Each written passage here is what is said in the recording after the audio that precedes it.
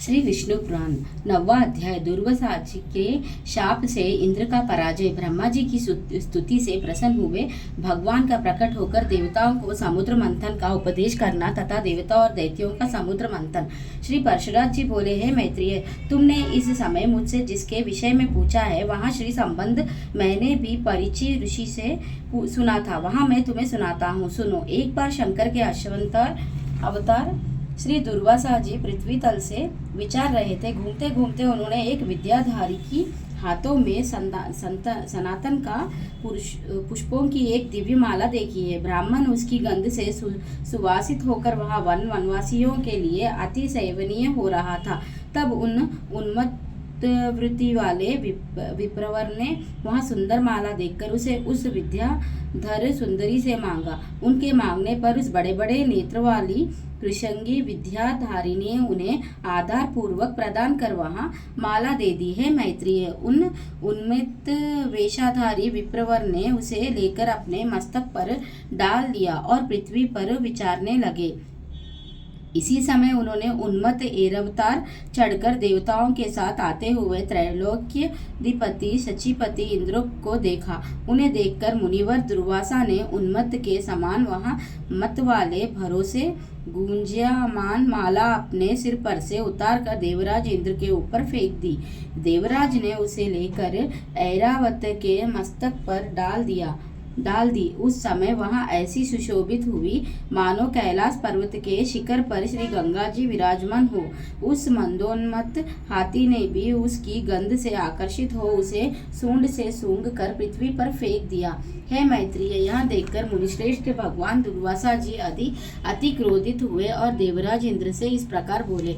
दुर्वासा जी ने कहा, अरे ऐश्वर्य के मत से दूषित चित्त इंद्र, तू बड़ा ढीठ है। तूने मेरी दी हुई संपूर्ण शोभा की दाम माल का कुछ भी आधार नहीं किया।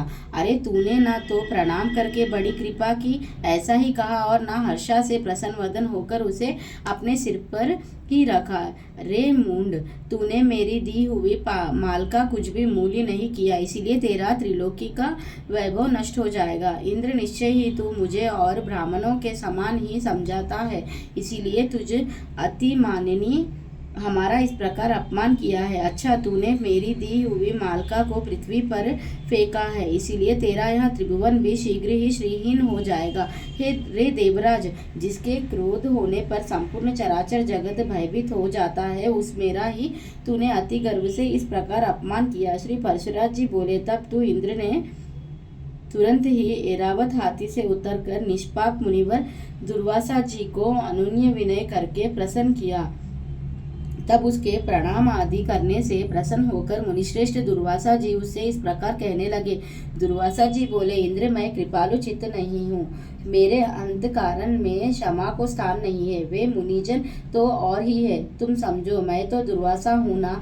गौतम आदि अन्य मुनिजनों व्यर्थ ही तुझे इतना मुंह लगा लिया है, पर याद रख, मुझ दुर्वासा का सर्वस्व तो क्षमा न करना ही है। दयामूर्ति वशिष्ठ आदि के बढ़कर स्तुति करने से तू इतना गर्वीला हो गया कि आज मेरा भी अपमान करने चला है।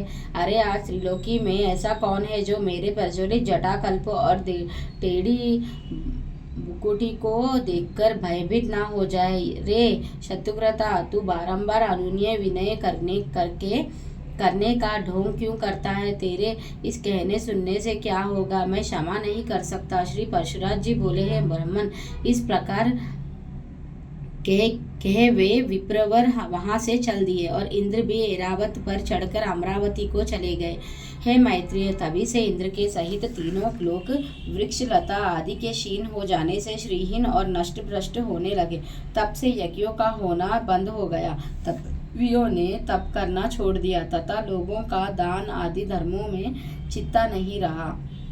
हे द्विजोत्तम, संपूर्ण लोग लोभादि के वशीभूत हो जाने से सर्वस्तव शून्य हो गए और तुच्छ वस्तुओं के लिए भी ललायित रहने लगे। जहाँ सत्व स्तवा होता है वहीं लक्ष्मी रहती है और स्तवा भी लक्ष्मी का ही साथी है। श्रीहीनों में भला तत्व कहाँ और बिना स्तव के गुण कैसे ठहर सकते हैं? बिना गुणों के पुरुषों में बल, शौर्य आदि सभी का अभाव हो जाता है और निर्बल तथा अशक्त पुरुष सभी से अपमानित होता है। अपमानित होने पर प्रतिष्ठित पुरुष की बुद्धि बिगड़ जाती है। इस प्रकार त्रिलोकी की श्री हानि और स्ताव रहित हो जाने पर दैत्य और दानवों ने देवताओं पर चढ़ाई कर दी। स्तव और वैभव से शून्य होने पर भी दैत्या ने लोभवश, निस्सत्व और श्रीहीन देवताओं से घोर युद्ध ठाना।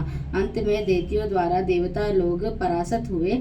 तब इंद्रादि समस्त देवगण अग्नि देव को आगे कर महाभाग पितामह श्री ब्रह्मा जी के शरण गए। देवताओं से संपूर्ण वृत्तांत सुनकर श्री ब्रह्मा जी ने उनसे कहा, हे देवगण, तुम दैत्य दलन परमेश्वर भगवान विष्णु की शरण जाओ, जो संसार की उत्पत्ति, स्थिति और संहार के कारण है किंतु कारण भी नहीं है, और जो चराचर के ईश्वर, प्रजापतियों के स्वामी, सर्वव्यापक, अनंत और अजय है, तथा जो अंजम किंतु कार्य रूप में परिणत हुए प्रधान और पुरुष के कारण है एवं शरणागत वत्सल है, वे अवश्य तुम्हारा मंगल करेंगे। श्री परशुराज जी बोले, हे मैत्रेय, संपूर्ण देवगणों से इस प्रकार कहे, लोक पितामह श्री ब्रह्मा जी के भी उनके साथ क्षीर सागर के उत्तरी तट पर गए। वहां पहुंचकर पितामह ब्रह्मा जी ने समस्त देवताओं के साथ परवारनाथ श्री विष्णु भगवान की अति मंगलमय वाक्यों से स्तुति की। ब्रह्मा जी कहने लगे, जो समस्त अणुओं से भी अणु और पृथ्वी की आदि समस्त गुरुओं से भी गुरु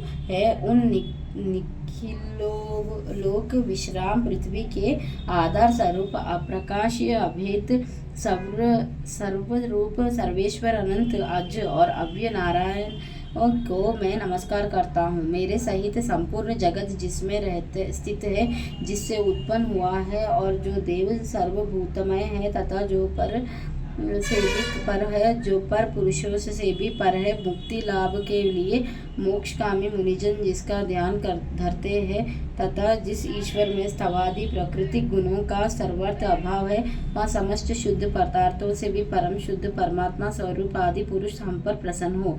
जिस शुद्ध स्वरूप भगवान की